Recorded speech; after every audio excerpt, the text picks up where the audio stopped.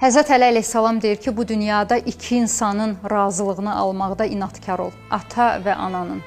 Valideynləri incitmək olmaz. Onları hər incidəndə insan özünə nə qədər zərər vurduğunun fərqinə varmır. Xoşbəxtliyə gedən qapıları bağlayır. Valideynin övladdan narazılığı. Siz onları sevindirin, görün həyatınıza bolluq, bərəkət necə axır. Ata-ana bolluq, bərəkəti təmsil edir. Valideynin övladdan razılığı insanı işıq sürəti ilə artırır. Allah Taala sənin malına, mülkünə, övladlarına elə bərəkət verir ki, sən həyatda yox bilmirsən də nədir? Sağına baxırsan, sevinirsən, soluna baxırsan, sevinirsən. Ata-ananın bizə xeyri var ki, ziyanı yoxdur. Bütün günü əlləri göydə bizi dua edirlər.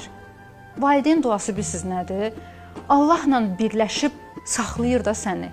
Sənə heç kim zərər verə bilmir. Arxada qurulan pis planları, tələləri, qəzanı, bəlanı aşırdıb dağıdır valideynin duası.